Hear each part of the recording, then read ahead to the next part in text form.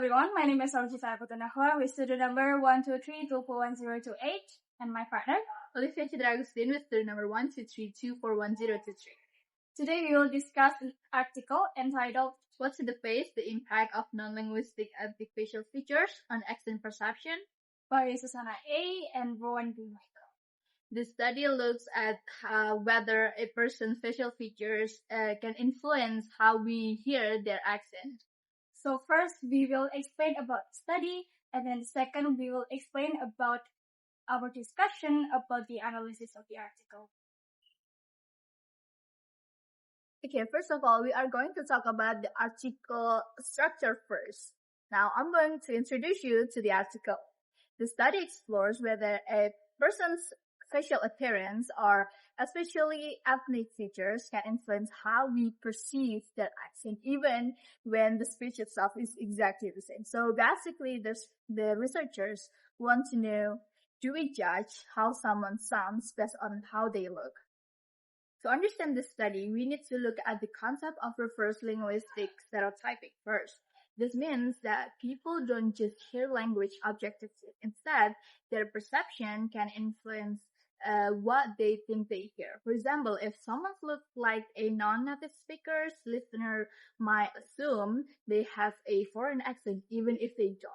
Previous research from Ruby in 1922 showed that when participants saw an Asian face while listening to standard English, they were more likely to perceive the speakers as having an accent and even rate them more negatively. So the study tries to test whether that kind of bias still happens in a more modern multicultural context. In the study, the researchers used something called a match guise technique. This means participants listened to the exact same audio recording, but they were shown different faces at the same time, either an Asian face or a Caucasian face. The participants were university students in Australia. Many of them had multilingual backgrounds. After listening, they were asked to do three things. First, answer comprehension questions. Second, rate the speaker's accent. And third, evaluate the speaker's qualities like friendliness and competence. The researchers also conducted experiments to make sure the results were reliable.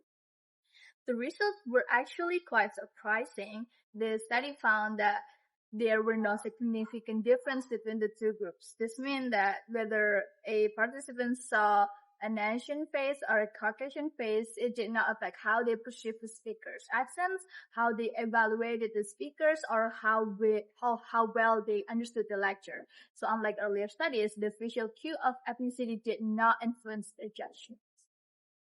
The findings of this study are different from the earlier research, especially the study by Michael Rubin in 1992. In the study, seeing an Asian face made people think that the speaker had a foreign accent and judge them more negatively. However, in the study, participants did not show this kind of bias. They did not rely on appearance when judging the speakers. And the authors suggest that this difference is mainly caused by the context. One important factor is the multicultural environment of Australian universities. Participants are used to interacting with people from different linguistic and cultural backgrounds, such as international students and also the lecturers. Because of this, they may depend less on stereotypes. And another factor is that the participants' background, many of them are bilingual or even multilingual and study linguistics or even communication. And this likely makes them more aware of the language bias, so they are less likely to judge people based on the appearance. The study also points out that social changes over time may play a role. Compared to the past, today's society, especially in the universities, is more global and diverse. This may lead to more open and tolerant attitudes towards different accents and also appearances. In conclusion, the study shows that seeing a foreign-looking face does not always affect how people perceive someone's accent, evaluate the speaker, or understand what they say, especially in a multicultural and academic setting. More specifically, participants did not hear a stronger foreign accent based on their facial features. They did not judge the speaker more negatively. Their understanding was not affected by the visual cue. And these results suggest that multicultural environments can reduce language and ethnic bias. They also challenge earlier ideas that visual appearance strongly influence how we hear speech. However, the authors note that more research is needed, especially in less diverse environments, to see if the results are the same. They also emphasize that even results like this are important because they show how social context can shape perception and can help reduce discrimination. Since we already know about the study, now we will share our discussion from the analysis of the article. We will talk about the strength, limitation, and implication of the article, and we also will share our personal reflection of the article. Okay, now, so first I'm going to talk about the strength.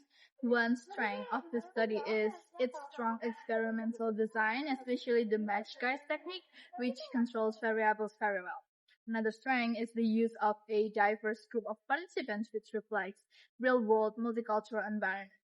Also, the researchers conducted 2 experiments which helped increase the reliability and credibility of the findings. However, the study also has some limitation. First, most participants were linguistic students, so they might already be aware of the language bias and less likely to stereotype. Second, the findings may not apply to less diverse or more hegemonist societies, so the result may be generalized. Lastly, since the experiment was conducted online, there may be less control over how seriously participants engage with the task. And this study suggests that exposure to multicultural environments can reduce linguistic shifts. People who are used to hearing different accents are less likely to judge others based on the stereotypes. It also challenges the idea that appearance strongly affects accent perception. In this study, facial features did not lead to a negative change. And this study also highlights the importance of context, especially social and educational environments, in shaping the language attitudes.